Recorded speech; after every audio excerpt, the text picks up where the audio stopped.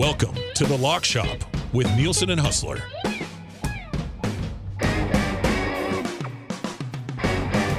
$11:01 on a Monday. What's up? Monday Night Football tonight. Sunday Night Football, the recap was an absolute thriller. We'll get into the rest of the NFL skid from yesterday and, of course, Canadian Football League action as well. There is lots to discuss today. If you're listening on TuneIn or iHeart or at edmontonsportstalk.com, please tell your friends that, because they're going to say, oh, I listen to the Nielsen Show on 95.7 Cruise FM. And then you tell them, yeah, but when they're done, the great static-free sports talk continues all throughout the day. If you're watching over on YouTube, smash the thumbs up for us. Feel free to comment. How'd your cards go over the weekend? Fantasy conversations. We can dive into those a little bit if you need any fantasy opinion following this almost now complete opening week. I need TJ Hawkinson to have less than 8 points tonight to win in my big boy league. I've already won in the Spite League. That was wrapped up. I think I'm coming out up this week on wins in fantasy, but it wasn't like a perfect week. How'd your team do, Benny?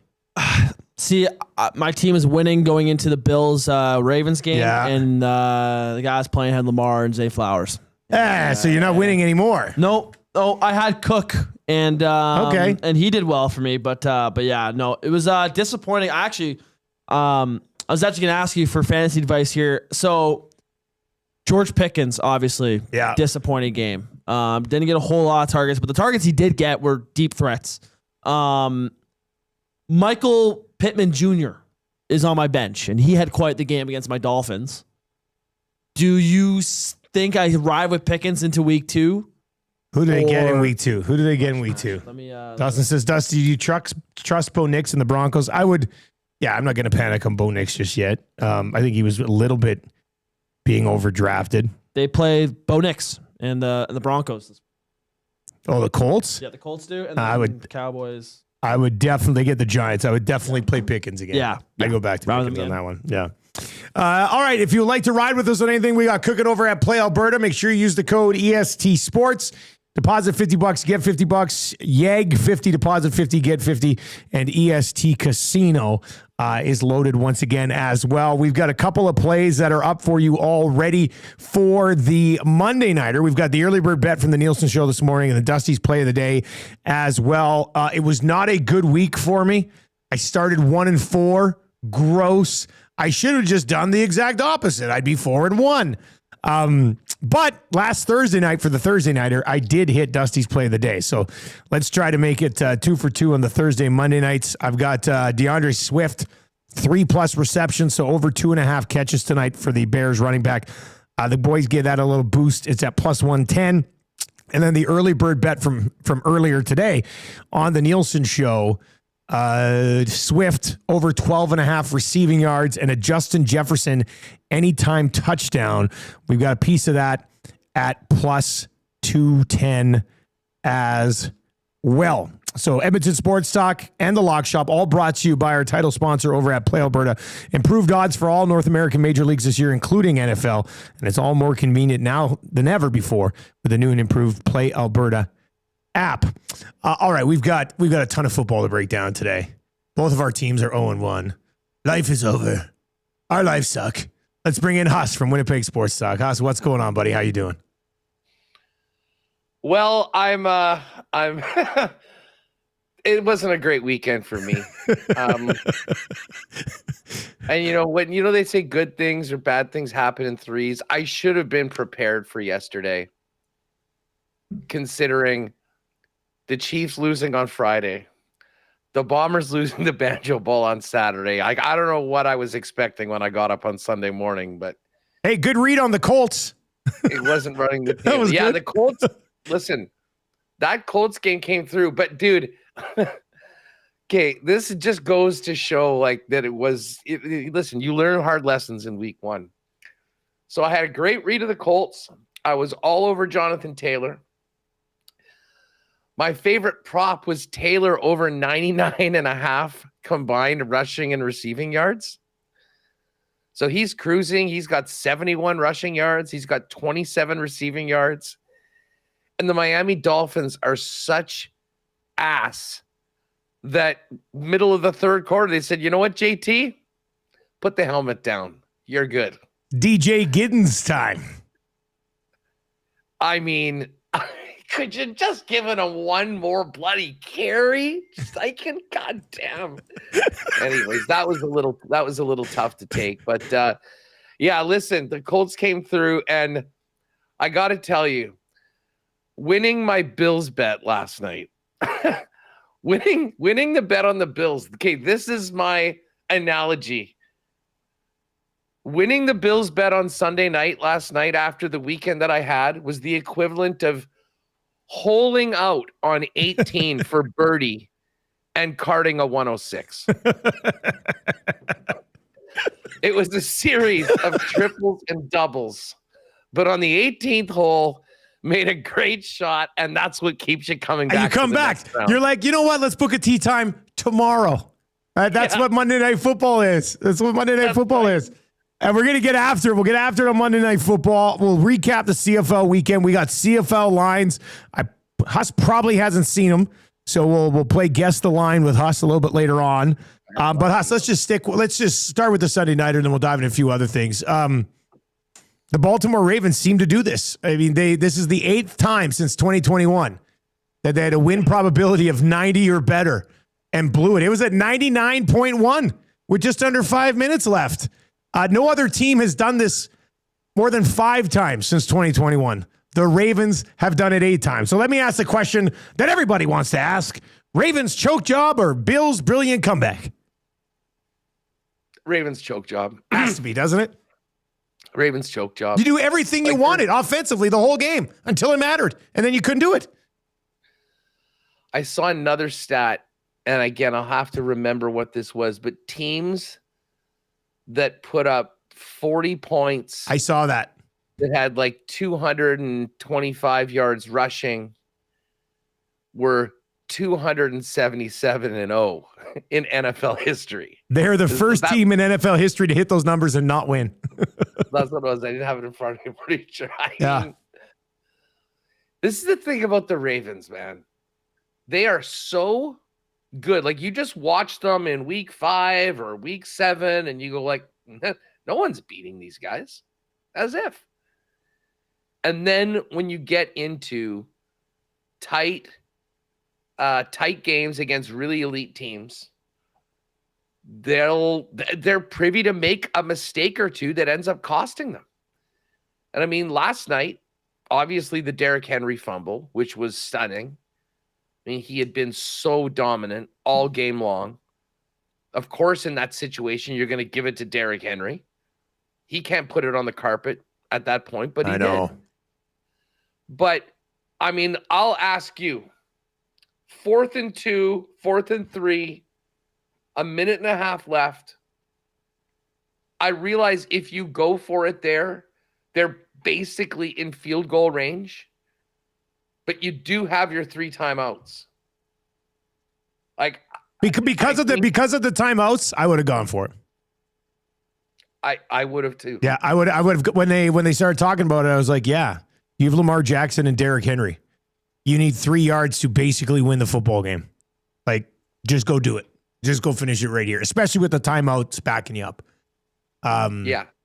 I wasn't surprised that they didn't, but and it's hindsight now, but I think I would have gone for it. Yeah, I mean, I don't know what the hell they were doing running Zay Flowers. Yeah. Before that on that clip. I mean, it just seemed like all of a sudden at that moment, after having their way with the Bills defense all night, they stiffened up and the moment sort of got to them. And I think the moment got to Harbaugh as well a little bit. I mean, I'll say this, the Little Brother Bowl was an absolute beauty. Like that, and all week long we were saying, hey, like, what a matchup. This could be game of the year. It very well might be game of the year. They might have peaked at the end of week 1. The entire regular season. It was a phenomenal game. But listen, credit to the Bills. But man, if you're like, I look at this from a Chiefs perspective, obviously being 0-1. Yeah. I've got concerns with my team after Worthy got knocked out and Rashee Rice. But man, I watched the way Mahomes played on Friday night. Like, he was just so brilliant. I mean, that was a guy that was literally putting a team on his back, trying to will them to a win. Full marks to Justin Herbert. He was brilliant, maybe one of his best games as a pro. But I look at those two teams last night, and I kind of see, I basically say game on in the AFC. Like, the Ravens are absolutely going to be there at the end, and they're going to need to finally get over one of these humps. And maybe this ends up being a good thing for them to lose in this fashion again, to maybe make them more prepared for these sort of situations later on. And listen, what can you say about Josh Allen? He was brilliant, but the Bills defense, I mean, I know they got that stop late in the game. Yeah, but they were atrocious. It was not good. I'll say the same thing. I thought the Chiefs defense was really underwhelming as well. But I mean, a bunch of teams that are really good did not have complete performances. I would say the Bills are in that category as well, despite getting the win. The Ravens are certainly there. The Chiefs are there.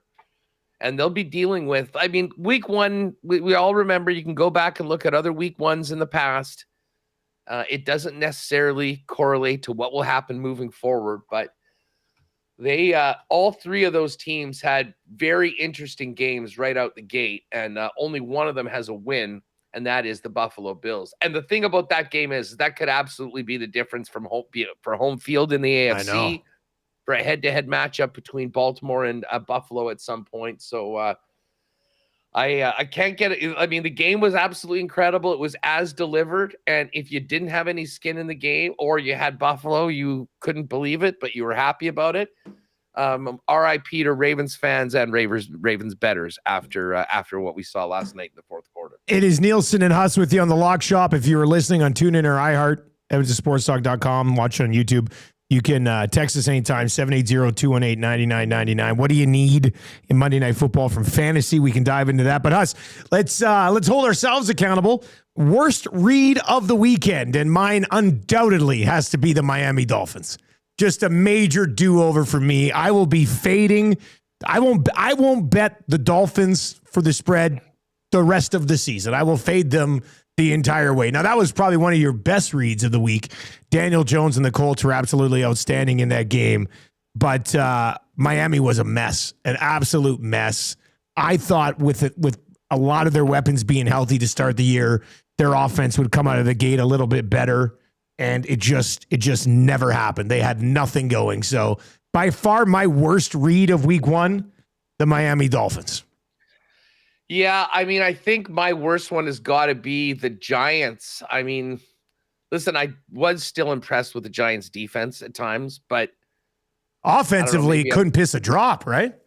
That I was just about to get there. I mean, you saw what Jaden Daniels was able to do against a really, really good Giants defense. Maybe we'll find out that the Commanders' defense is for real, and if that's the case, then they're going to be a real tough out in the NFC. But Russie wasn't able to get it done. And I guess those of us with Jackson Dart stock are just wondering how I got some Jackson Dart shares. Let's go. How soon he might end up in the mix. I thought the running game was okay, but listen, they just they never really got going. And again, first game with Russell Wilson, okay, maybe, but I expected that game to be close. I thought the Giants might be able to give them a scare and win, and that one wasn't really close. Listen, I think we had to read on the Pittsburgh game for it to be 2.5 and for them to win by 2. Yeah, it's just that sounds tough kick in the nuts. The Lions were very offensively. As a Lions fan, I'm a little bit concerned. I didn't actually hate the way their defense played. I thought they were okay, but offensively, it was one of their worst outings in the last 3-4 years. Only one game under Ben Johnson did their offense hit a couple of the levels that it hit last night from a low perspective. So little concerned about that, but I also think the Packers defense is going to be pretty good. I think the Packers defense is going to be something that especially teams in the division, but teams in the NFC are going to have to be a little bit concerned about this year, man. It was wild seeing, normally, I don't know, when I'm watching, especially on Sunday when there's a bunch of games, you're not really paying too close attention to the personnel that's coming in and coming out. But with Micah Parsons, it was a little different. I mean, brand new team. Everyone, okay, oh, there he is. He's number 1, which is sort of weird. But they made a point of letting you know when he was coming out onto the field. Packer fans certainly were welcoming out. And, I mean, the guy is just a game wrecker. I mean, even when he wasn't getting into the quarterback, the very first play that he was on the field, he turnstile Penny Sewell, who's one of the best linemen in the entire league, and forced Goff to check down into a spot where they weren't able to get the first down, and they were off the field. Ended up getting his first sack later on. Yeah, I mean, listen, everything looked good about Green Bay in that first game, and to do it as convincingly against a team like Detroit was really impressive. I mean, I guess, maybe that was the bad read, because I mean, I really still felt that the Lions were the better team than Green Bay going in. And that's why, I mean, like, hey, wait a second. We're all of a sudden just elevating Green Bay into this Detroit conversation. Well, listen, based on what we saw, those odds that switched from Detroit to Green Bay for the division going in, seems like they knew what they were doing right now, because pretty hard not to look at the Packers as the team to beat in the NFC North. That being said, we haven't seen the other two teams, and we'll get to Minnesota and Chicago a little later on tonight. But yeah, I mean, I heard Bill Simmons and Sal talking about last night that, could we see just a real big step back for the Lions and maybe not be a playoff team this year? I'm not willing to go that far, and they weren't suggesting that was going to happen. Yeah, I don't think it'll get that far, but I mean, questions about this team coming out of this week, because they didn't look anything like the team that was 15-2 last year. All right, Huss, biggest winner from the weekend in the NFL, whether it be a player or a team, who would you identify as the biggest winner? You know who I think it's got to be? Danny Dimes. Danny Dimes is a good answer. That's a good answer. Listen, Daniel Jones was awesome in that game. Let me just pull out the numbers for you. Danny Dimes, 22 of 29, 272 yards, a touchdown, and 2 rushing 7 touchdowns. Carries for 26 yards and 2 rushing touchdowns. I mean, fantasy-wise, you had him as your second quarterback? Oh, in the Superflex, I said that today. I was like, if any of you were jammed up in a Superflex to start Daniel Jones, congratulations. He's just the 6th quarterback to debut with those numbers. 250-plus passing yards and 2 rushing touchdowns. Only happened 5 other times in NFL history.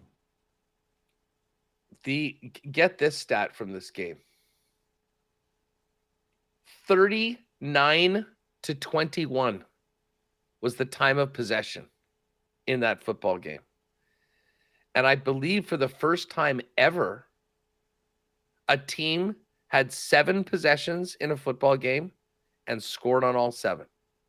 That's the first time ever?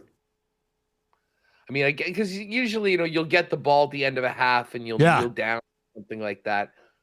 But their scoring drives were 14, 15, 17 plays. And the Miami offense was basically never on the field. But yeah, Daniel Jones was a massive winner this week. The Colts, I think, were big winners. Now, we're going to see just how bad Miami is moving forward. But put it this way, I wouldn't be buying a long-term lease on anything in Miami if I was Mike McDaniel after that performance right off the bat. But, I mean, off the top, Daniel Jones really stands out to me. Aaron Rodgers, I think, Aaron Rodgers would have to be in there. 4 touchdowns against his former team. Game. The Pittsburgh defense was ugly, and which was kind of shocking. But hey, I mean, Rodgers went for 244 and 4 touchdowns in a win against a team that he had a blood feud with, and said as much afterwards. So I think he's certainly up there. And then listen, the other winner has to be Green Bay. I mean, Green Bay. Yeah. Probably the most impressive all-around performance of the week. Where are you at? Well, I got a couple of receivers that I'd look at, or maybe from a fantasy perspective, any Deebo Samuel owners have to be pretty excited with what they saw. He had a rushing touchdown. He caught 7 balls for 77 yards.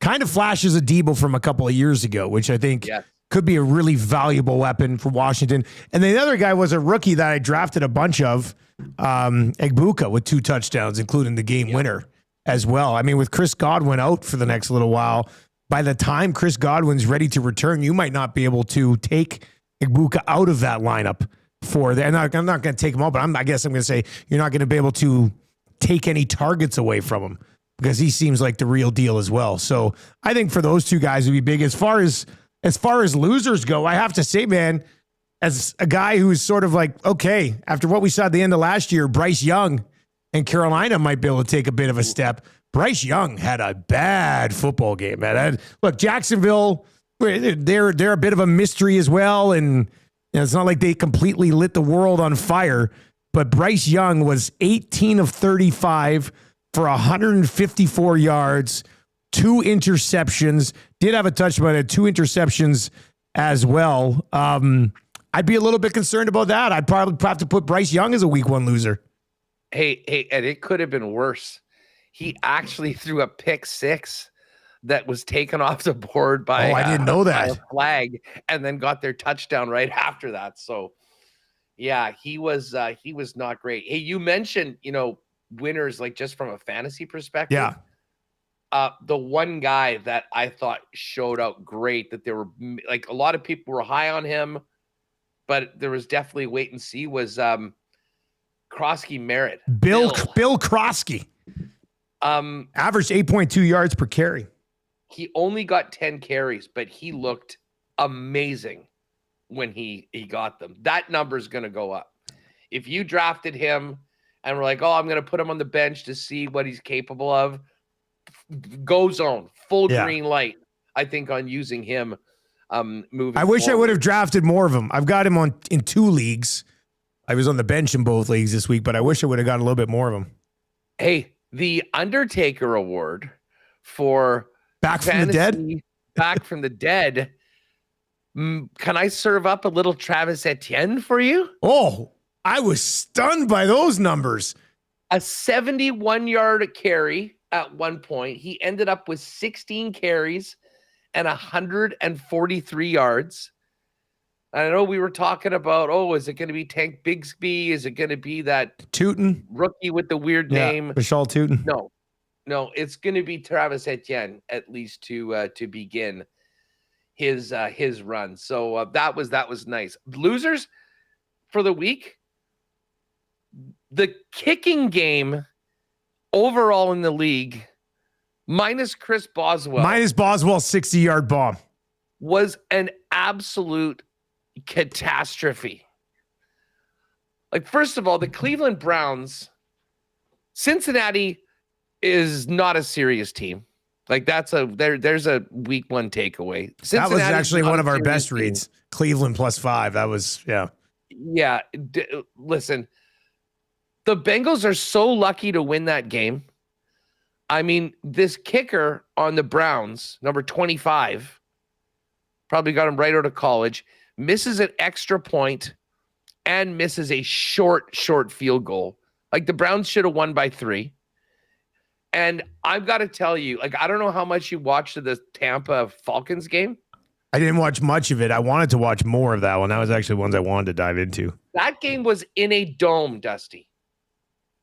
McLaughlin missed an extra point that would have put them up by 4, like late in the game, like a incredibly costly extra point. Also missed a field goal.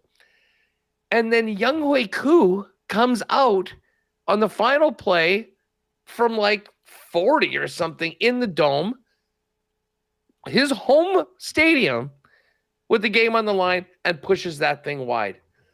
There was some atrocious kicking, and it definitely impacted those 2 games, maybe the most, but a few others as well. So kickers, get it together right out of the gate.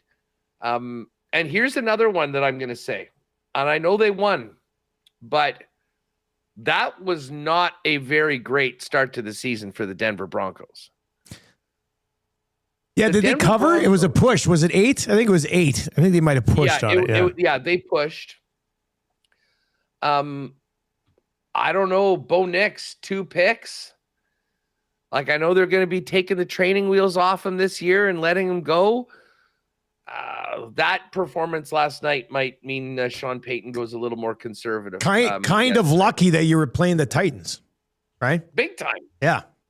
A rookie quarterback on the worst team in the league from last year on the road in week 1. Yeah, very fortunate.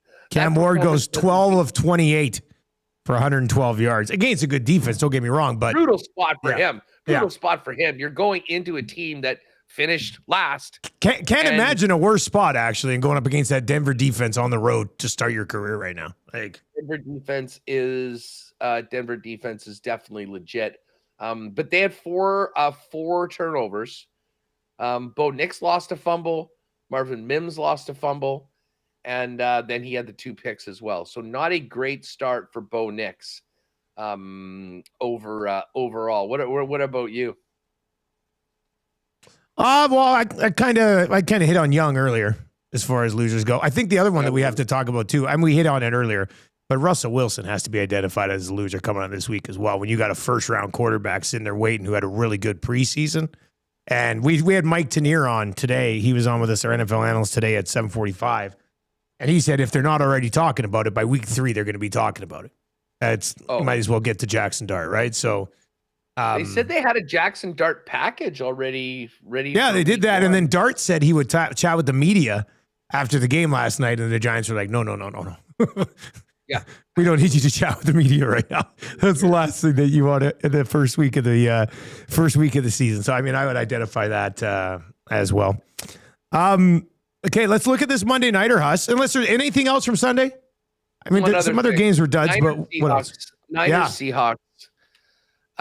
Much like the decision that cost John Harbaugh in the fourth quarter, Mike McDonald's got to learn a lesson from what they have. They could have gone for a first down and at minimum ran out the clock before kicking their field goal. They decided to kick it early, give the Niners the ball back, and the Niners went down and scored their touchdown and won the football game. So there's some conservative, like in today's NFL, I think we're seeing it more and more. Old school conservative, well, we still have a chance, let's put it on the backs of our defense, is not cutting it anymore. And especially in crunch time, good teams like the Bills, like the 49ers. I mean, and you're right, especially in crunch time, eh? I don't know what it is. It's just like they're just like, okay, let's just get moving now. Like going up, like the offenses stop playing conservatively that you'll see during the game, and they're just like, we got to go. And when aggressive offense in the National Football League right now can move the ball. Yeah, and I mean, not to mention you're basically giving them an extra down as well in all those situations because I mean they're not playing for 3 points; they've got to go get it. So, I mean, we saw that yesterday in a couple of situations overall, and I really do wonder, whether some of these guys will learn from this, and we'll see some calls that are a lot more ballsy.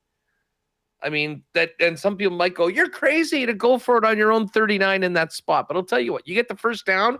It's victory formation. Can you get 2 or 3 yards with the game on the line is the question you got to be asking yourself.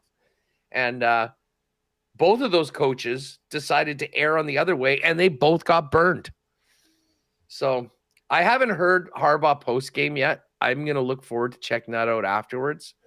The problem is that for Ravens fans, there's a number of Ravens fans online referring to their head coach as a domestic terrorist. So they're not pleased with the decision-making of John Harbaugh. But the fact this has happened so many times to the Ravens over the last 5 years, it really is truly stunning because there are times where you look at that team and you go, how the hell does anyone beat them? How does anyone come within a couple touchdowns of them the way they were rolling early on in that game against the Bills? One other set of losers from the weekend, people who used some early picks on wide receivers. Jamar Chase, nothing yesterday, like 3 points.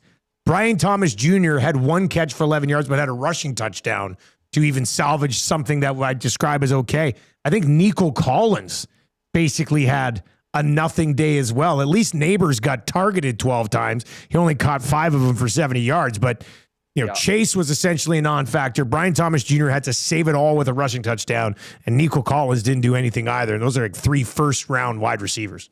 It's funny you bring that up. I guess I forgot about this in my worst reads of the week. I did have the Brian Thomas over rushing yards, and I actually had a little sprinkle on him being the most receiving yards for the week in the entire league.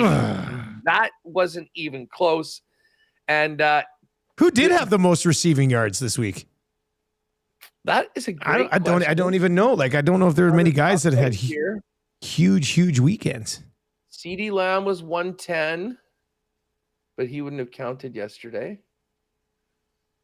JSN 124, Puka Nacua 130, Zay Flowers. Zay Flowers 143. Wow, that would have been a big number. He's explosive too. They were when he get you don't have to hit him on a deep shot. Like, get that guy crossing the field, give him the ball, and just get out of his way, man. I don't know how many times I did that last night. And St. Brown, Bronco Nick points out, St. Brown also a high pick at receiver. Did very, very little in that game for the Lions. So we'll get this. So one of Remus's buddies, we have sort of like a high stakes or a higher stakes eliminator pool, where he has basically, it takes DraftKings salaries for DFS, and you have to build your DFS lineup. Okay. And there's one flex player where the salary, you have to pay 1.5 times the salary, but you get 1.5 times the points. And then the other thing is that if you have any person, it's 20 people in the pool. If you have any person picked that nobody else picks, you get the 50% bonus there as well. Oh, nice. So again, if you have unique players, it can really help you. I decided that yesterday was going to be a great day to play the Burrow Chase stack. I've been eliminated. And the crazy thing was, Burrow was unique. Nobody else had Burrow. He only had, with the bonus, 12 points. And then my flex, thinking getting cute, well, I'll put the third receiver, Iosivas, or whatever the hell his name is, in there, kind of really roll in. And I kind of thought that, Flacco would get his and, be a nice little warm-up. You were thinking like 35-31 type of thing. Yeah. Basically a game where both the defenses didn't look very good. Well, both the offense didn't look very good. Although Flacco did look very serviceable. I will say that. He played well enough to win that Flacco's game. A starting quarterback in the league. Like, he just still is. It's simple as that, I think. Beautiful deep ball. Deep ball with Joe. And they did sign that Quinshon Jenkins last night. Yeah, they got Judkins done, right? And so I don't know what's going to happen. Well, they had their other rookie running back, Sampson. He had 8 catches in that game, led the team in receiving. And then their rookie tight end, Harold Fanning, had like 6 catches as well. So maybe some offensive pieces there. Huss, let's get into this Monday Nighter because I do want to spend some time on the Canadian Football League as well and recap the weekend. Let's just start with the side. Bears are 1.5-point dogs at home against the Minnesota Vikings. I will say this. I'm going to get on the Minnesota Vikings in this spot. I think J.J. McCarthy is capable enough of not hurting a team that is still really good on both sides of the ball, right? The Vikings are an outstanding football team. I think we're just getting a little bit of lower value on them because they're going to a quarterback that hasn't started games and wasn't healthy for all of last season. So I'm going to kind of make the play on the rest of the Vikings and say thank you very much for the 1.5. Where do you come out on this one? Vikings or Bears? The 1.5 is the number. I like Minnesota in this year. I just think Minnesota is a way more complete team than Chicago is right now. And listen, everything coming out of Chicago through training camp was that this has been a bit of a struggle. They're moving Caleb Williams under center for a significant number of snaps. He's never been there before and didn't seem to pick it up right away. Did you hear that? Did you see that report that came out from one of those Bears insiders on Friday? No. It was like a big deep dive about Caleb Williams. And it basically said that a number of sources inside the Bears organization think that Caleb Williams has a learning disability. What?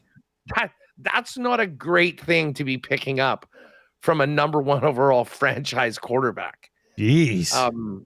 Like now, and again, he's sourced this out from people. The guy's name is Ty Dunn, very tied in Chicago. But they are wondering, and apparently Poles knew this, but did not pass that on to other people in the organization. So a bit of controversy about that. Bottom line is that there is a ton of pressure on Caleb. Like, you got the weapons, you've got Ben Johnson there, and there's going to be a ton of pressure on this young man tonight at home under the bright lights, especially going up against a guy that was drafted 10 spots behind him in the very same draft. I like the Vikings. When you remove the quarterbacks, though, I think the Vikings defense is a top unit in the league. They've got all the weapons. They've improved their offensive line. And I'm sure Ben Johnson will be a good coach. I have no reason to believe that he won't be. He's been an incredible coordinator. KOC is already that dude. So I'm with you on Minnesota. And I got to give a shout out to a loyal lock shopper, Greg, over from Royal. Greg's sitting on an 11-game parlay. Yes, he is. Now. And 10 games are in. And he was at 9 after the day games and asked, should we do something? Because he had the Bills last night. Yeah. Oh, man. I did not hedge. Just let it ride with the Bills. Was he with you yesterday at Confusion? Were you guys? So this was a night game. I was just texting with him. Right. I didn't go for the full 14-hour. Yeah. You're a mature adult. Look at you. Yeah, exactly. Just got to pace myself into the NFL Sundays. But anyways, I think there's a few people with Vikings tickets. So he needs the Vikings to complete this 11-gamer? Yeah, and he's a huge Vikings fan. He goes, I feel like I'm a fake fan if I don't just let it ride. Yeah. As a Vikings fan, do not hedge this. Let it ride. 31-1. Really? That's a good ticket right there. Crazy. That's awesome. Pays $1,300. I think the cash out is like $665 right now or something like that. I said, in that situation, you could cash it out right now and then say, if you're getting $665 and then take $265 and put it on the Vikings to win. So at least, you're guaranteeing yourself the $400. Yeah. You put that down, you'll probably win another $500. But at least if your team doesn't win, you got something in. Knowing him, though, he's just going to be, there's no way the Vikings lose this game tonight. All right. So we're on the Vikings money line. Haas, what else should we throw in here? Give me a prop. Give me one of your favorite player props. Let's see here. What do we have for? I've already got some DeAndre Swift tied into a couple of others. So if we could keep away from him, just not to double up. Yeah, I am. I think that Minnesota will rush the ball tonight. Like, you've got a quarterback in their first game. Like, the best friend you could have is a solid rushing game. Yeah. My only concern is I'm really not too sure how they're going to split Aaron Jones and Jordan Mason. I was thinking already yesterday that I really like Jordan Mason over 8.5 rushing attempts. That's just attempts. Mm-hmm. Will he get the ball 9 times? Because his number's 8.5. Aaron Jones is 11.5. What's the number on the Jordan Mason over 8.5 is what? Minus 132. Oh, that's actually a really good number. I think that's a really, really good number, relatively low. Based on so if you think Minnesota's going to run the ball, and I would tend to agree with you. I don't think they're going to have McCarthy go out and sling it 35 times, nor do I think they will be required to have to do that. Though a lot of the talk was that Jordan Mason is going to, maybe even without an Aaron Jones injury, take over as a lead back at some point in the first half of the season. I don't hate this over 8.5 carries for Jordan Mason. No,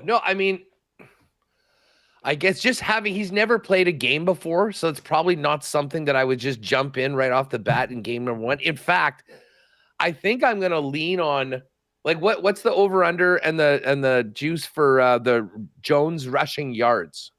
Jones rushing yards. So Aaron Jones is at 48.5. The over's 118. The under's 115. Jordan Mason's at 36.5. And it's basically the same numbers. I think for this game, I'm going to play the over Aaron Jones rushing yards. The rushing yards on Jones.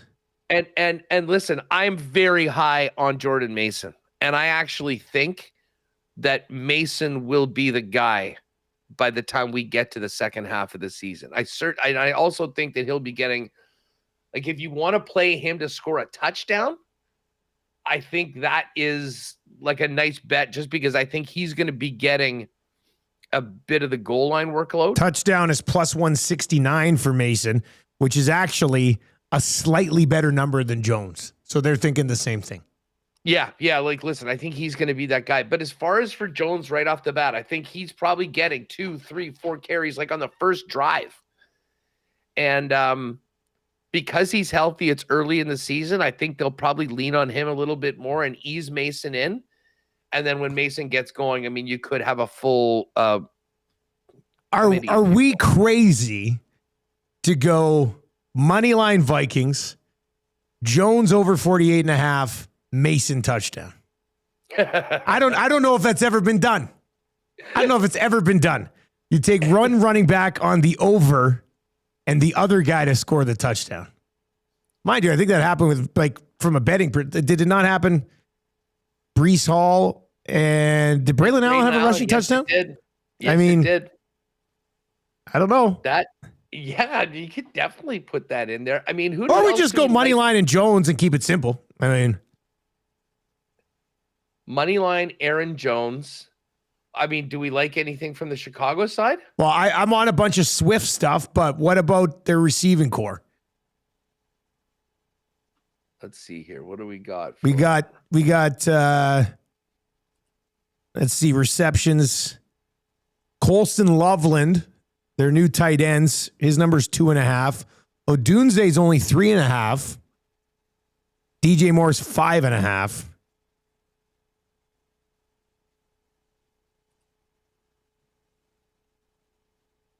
Which one of those receivers would you side with? I mean, I would think Caleb Williams is going to throw the ball decent amount tonight. I would maybe Rome. Yeah, I was thinking the 3.5. I think I might like the 3.5 a little bit better. Like Rome over 3.5. I think that's what we do. I mean, I'm just looking at where's the player passing? Like the Jonathan James McCarthy. That's his full name. Like the numbers for Caleb. Like, what do you have the passing total for Caleb Williams is? Just 220. That is so low. It's lower than McCarthy's, and I would think Williams would be forced to throw the ball more than McCarthy, and he's got some pretty decent weapons.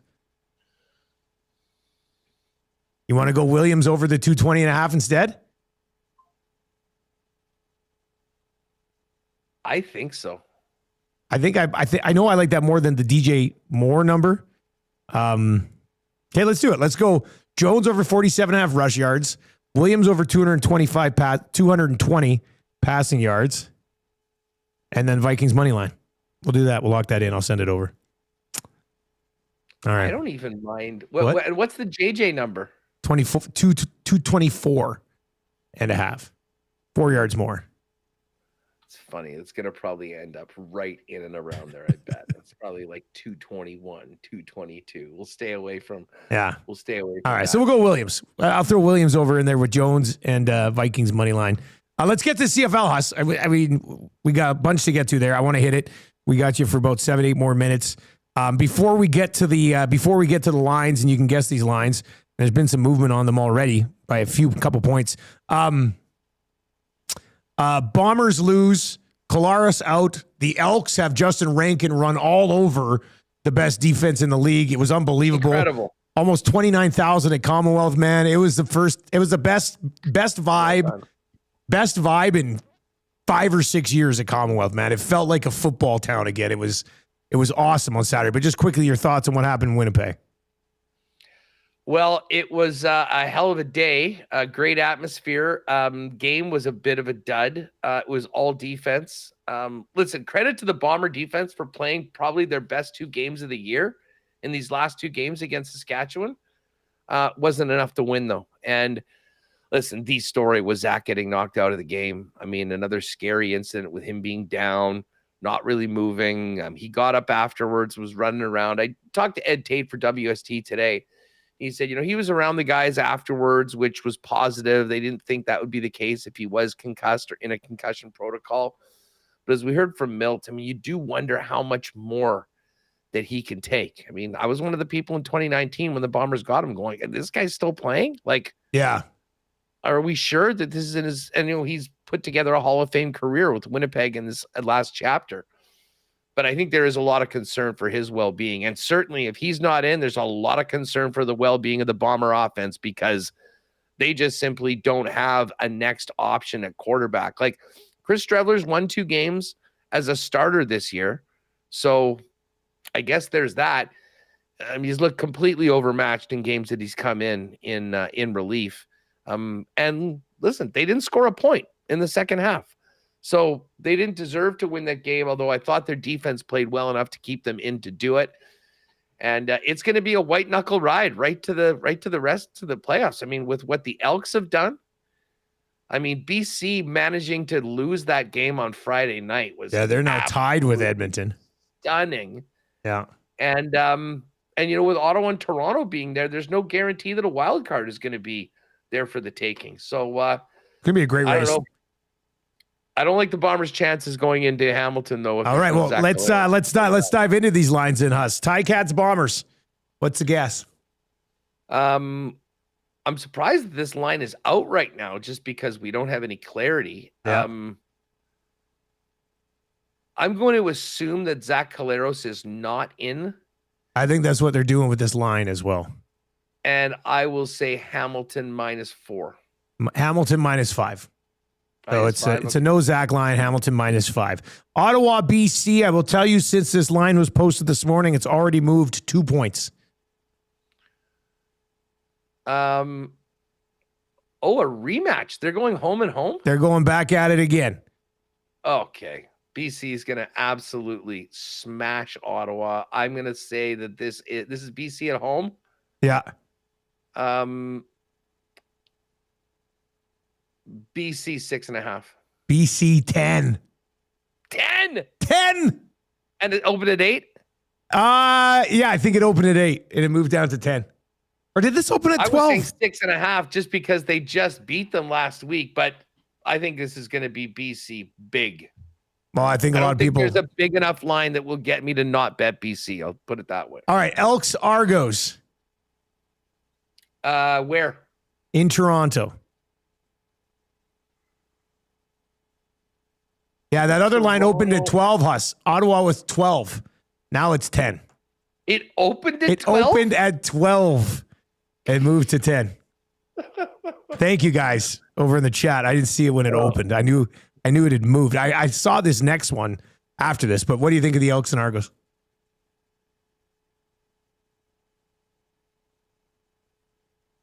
Toronto -1. Toronto -4. 4? So got to get on the Elks here +4, right? Listen, I think that's going to be a hell of a game.